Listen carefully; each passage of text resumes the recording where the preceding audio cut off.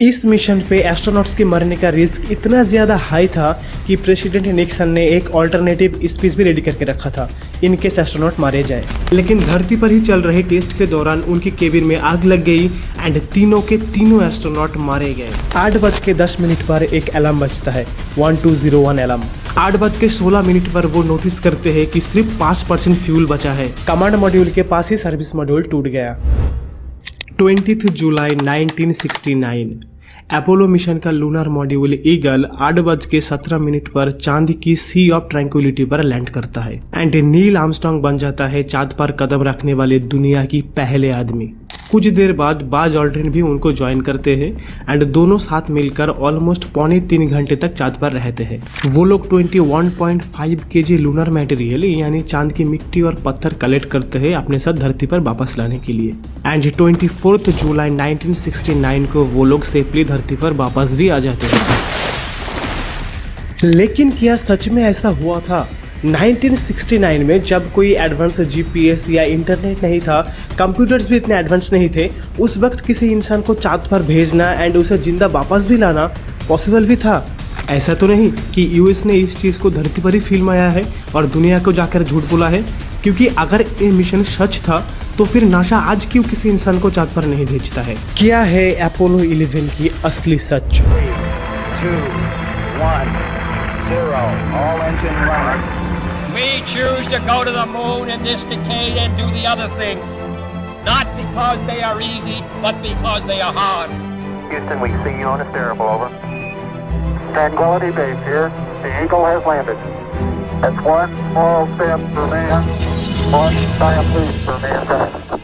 अगर रोबोट भेज के मून मिशन किया जा सकता है तो फिर नासा ने चांद पर इंसान क्यों भेजे थे, जबकि टेस्टिंग के दौरान 3 एस्ट्रोनॉट मारे भी गए थे? नासा ने इंसानों को चांद पर किसी रिसर्च के तहत नहीं भेजा था, बल्कि एक वार में आगे रहने के लिए भेजा था। ये क्या बात करता है यार? जी हाँ, 1947 से 1991 तक यूएस एंड सोवियत यूनियन के बीच कोल्ड वॉर चल रहा था और 4 अक्टूबर 1957 में सोवियत यूनियन दुनिया का पहला artificial satellite Sputnik successfully launch कर देता है।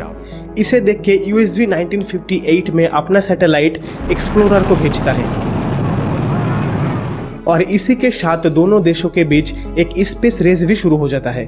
12 अप्रैल 1961 में सोवियत कॉस्मोनॉट यूरी गागारिन दुनिया की पहले आदमी बन जाते हैं स्पेस में जाने वाले। इसे देख के अमेरिका आग बबूला हो गया एंड तब की प्रेसिडेंट जॉन एफ कैनेडी अपने वाइस प्रेसिडेंट को लेटर में कहते हैं कि हम सोवियत से आगे कैसे रह सकते हैं, क्या हमें स्पेस में लैब ओपन करना चाहिए या फिर हम मून का एक ट्रिप करें या फिर हम मून में रॉकेट लैंड करा दे, आखिर हम क्या करें ताकि हम सोवियत से जीत पाए।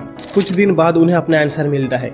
उन्हें पता चलता है कि इंसानों को चांद पर भेजना एक नेक्स्ट लेवल मिशन हो सकता है। इसीलिए 25 मई 1961 को यूएस कांग्रेस में वो भाषण देते हैं कि ये दशक खत्म होने से पहले हम इंसानों को चांद पर भेजेंगे एंड उन्हें जिंदा सेफली वापस भी लाएंगे। Before this decade is out of landing a man on the moon and returning him safely to the earth. Initially Kennedy चाहते थे कि सोवियत यूनियन एंड यूएसए दोनों मिलकर इस प्रोजेक्ट को कंप्लीट करें, लेकिन सोवियत प्रीमियर निकिता क्रूशेव ने इस ऑफर को एक्सेप्ट नहीं किया। इसीलिए नासा ने इस प्रोजेक्ट को अकेले ही कंटिन्यू किया। सबसे पहले टेस्ट किया गया उन रॉकेट का जिनका इस्तेमाल करके एस्ट्रोनॉट को धरती से बाहर भेजा जाएगा। फिर किया गया engine out capability test and command module की हीट सील की टेस्ट, यानी कमांड मॉड्यूल कितना ज्यादा हीट सहन कर सकता है। ऐसे ही कई सारे टेस्ट किया गया 1963 से 1967 के बीच। ये सारे टेस्ट अनमैन्ड था, यानी टेस्ट के दौरान रॉकेट के अंदर कोई भी इंसान नहीं था। फिर 1967 में नासा पहला मैन्ड मिशन प्लान करता है।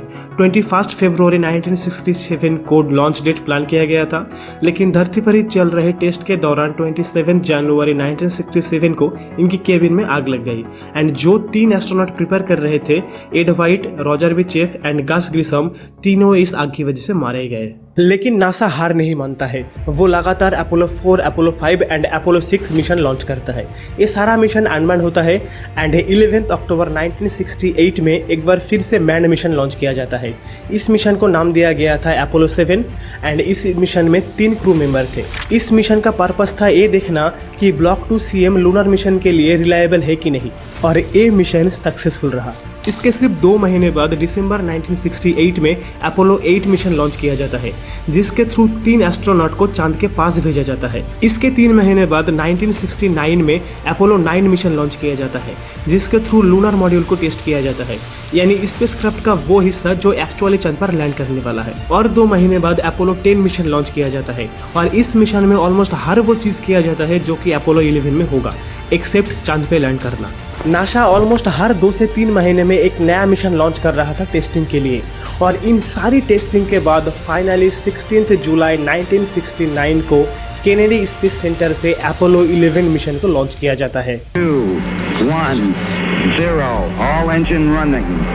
Liftoff. We have a liftoff. 32 minutes past the hour. Liftoff on Apollo 11. Apollo 11 spacecraft के 3 मेन हिस्से थे, command module, service module and lunar module. पहले 2 हिस्सों को साथ मिलाकर CSM कहा जाता है, यानी कमांड एंड सर्विस मॉड्यूल। और इस मिशन में 3 एस्ट्रोनॉट थे, commander Neil Armstrong, command module pilot Michael Colin and lunar module pilot Edwin Buzz Aldrin. Plan ये था कि ये जो लूनर मॉड्यूल है सिर्फ वही डिटैच होकर चांद पर लैंड करेगा एंड फिर वापस आने के लिए लूनर मॉड्यूल को फिर से उड़ा के CSM से अटैच किया जाएगा। इस पूरे स्पेसक्राफ्ट को लॉन्च करने के लिए यूज किया गया सटर्न V5 रॉकेट का।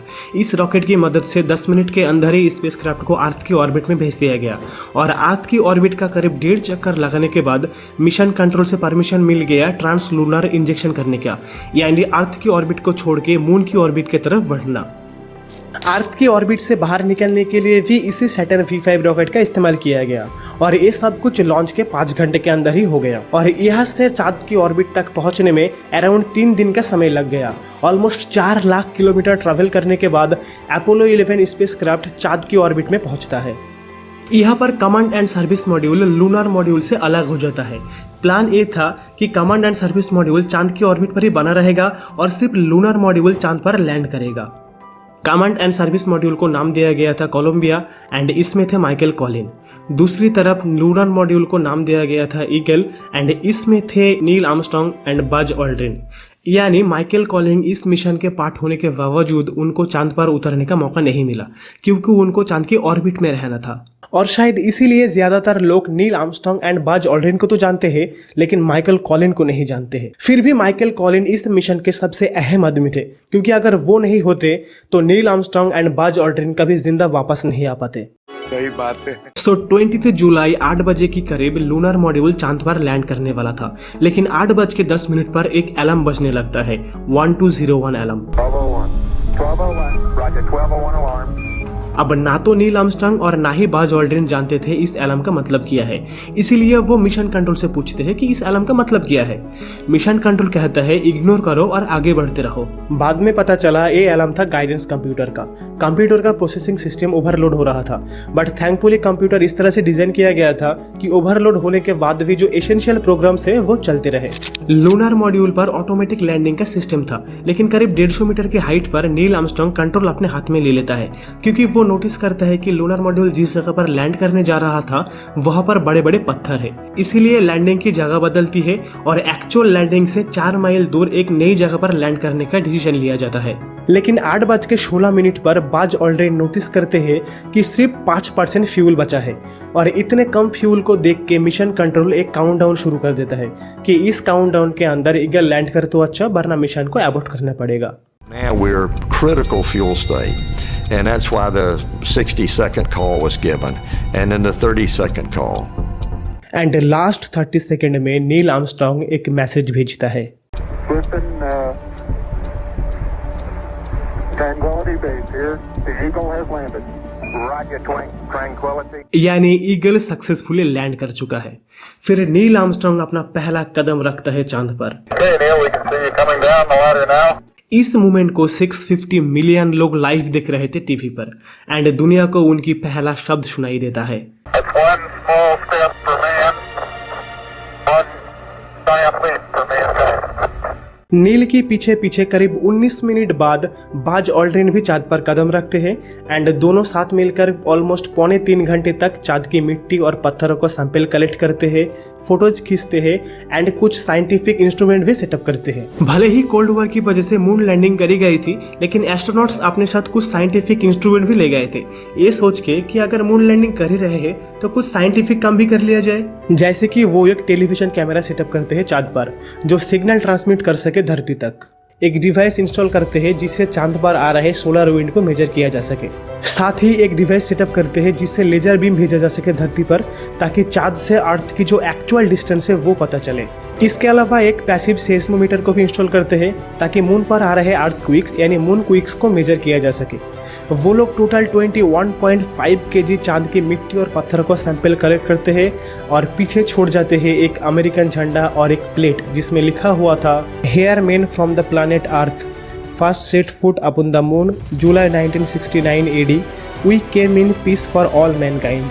21 आवर 36 मिनट चांद पे रहने के बाद फिर से लूनर मॉड्यूल CSM के साथ अटैच हो जाता है एंड तीनों एस्ट्रोनॉट धरती की तरफ बढ़ने लगते हैं।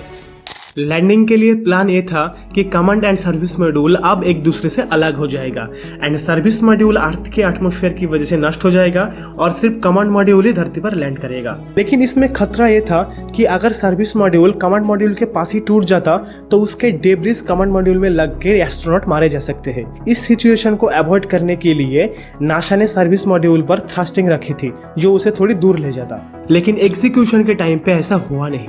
सर्विस मॉड्यूल कमांड मॉड्यूल के पास ही टूट गया। अब ये मिरेकल ही है कि उसके टुकड़े कमांड मॉड्यूल पर नहीं लगे और एस्ट्रोनॉट बच गए। इस मिशन में एस्ट्रोनॉट्स के मरने का रिस्क इतना ज्यादा हाई था कि प्रेसिडेंट निक्सन ने एक ऑल्टरनेटिव स्पीच रेडी करके रखा था इन केस एस्ट्रोनॉट मारे जाए, बट थैंकफुली ऐसा होता नहीं एंड 24 जुलाई 1969 को पैसिफिक ओशन में लूनर मॉड्यूल सेफली लैंड कर जाता है और तीनों के तीनों एस्ट्रोनॉट जिंदा है। अपोलो 11 का मून लैंडिंग दुनिया भर में फेमस हो जाता है। केनेडी ने जो कहा था हम दशक खत्म होने से पहले चांद पर पहुंच जाएंगे, नासा ने वो कर दिखाया। In 1969, the public had little reason to question mankind's historic first step on the moon. After all, the achievement was a celebration of technological supremacy. America had finally won the space race. लेकिन एक minute, 1970 को ये decade खत्म हो जाता और सिर्फ एक साल पहले नासा ने सक्सेसफुली मून मिशन कर लिया था। कहीं ऐसा तो नहीं कि अपने प्रेसिडेंट की बात को साबित करने के लिए और कोल्ड वॉर में आगे रहने के लिए नासा ने एक फेक मिशन किया था? अगर ऐसा होता तो सोवियत इसे कभी मानता नहीं, लेकिन द ग्रेट सोवियत इंसाइक्लोपीडिया जो कि 1970 से 1979 के बीच पब्लिश हुई थी, उसकी 3rd एडिशन में इस मून लैंडिंग को एक्नॉलेज किया गया है। तो फिर ये झंडा कैसे लहरा रहा है? चांद पर तो कोई हवा नहीं होती है। इसका रीजन ये है कि इस झंडे में 2 रॉड्स थे, एक वर्टिकल एंड एक हॉरिजॉन्टल। यूजुअली झंडे में एक ही रॉड होता है, लेकिन नासा को पता था कि चांद पर हवा नहीं होता है, इसीलिए उन्होंने इस झंडे में 2 रॉड्स रखे थे ताकि फ्लैग हमेशा फ्लैट रहे। और आपको झंडा तभी हिलते हुए दिखेगा जब एस्ट्रोनॉट उसे पकड़ के हिला रहे हैं, थोड़ी देर बाद स्टिल हो जाता है। फिर नील आर्मस्ट्रांग की फोटो किसने ली जब वो लूनर मॉड्यूल से नीचे उतर रहे थे? अरे भाई, लूनर मॉड्यूल पर मल्टीपल कैमरास लगाई गई थी ताकि हर चीज को कैप्चर किया जा सके। अगर ये मिशन सच था तो फिर नासा आज क्यों किसी इंसान को चांद पर नहीं भेजता है? अगर एक लाइन में कहो तो इसका आंसर है बजट। पूरे अपोलो प्रोग्राम में टोटल कॉस्ट पड़ी थी $25.8 बिलियन। अगर हम इन्फ्लेशन एडजस्ट करें तो आज वो होता है मोर देन $100 बिलियन।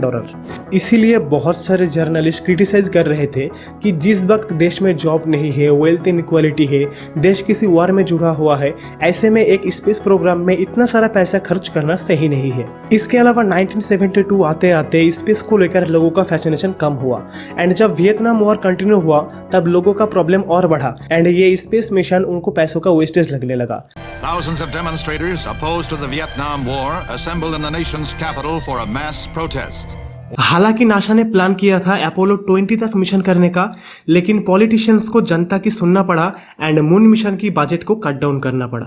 इसीलिए अपोलो 17 के बाद से हमने और कोई मून मिशन नहीं देखा है। लेकिन 50 साल बाद नासा ने फिर से प्लान किया है लोगों को चांद पर भेजने का थ्रू देयर आर्टेमिस मिशन। फिर से अनमैन्ड रॉकेट के साथ टेस्टिंग किया जाएगा एंड 2025-26 तक वो लोग पहले औरत को चांद पर भेजेंगे, उसके बाद फर्स्ट पर्सन ऑफ कलर को भी चांद पर भेजेंगे।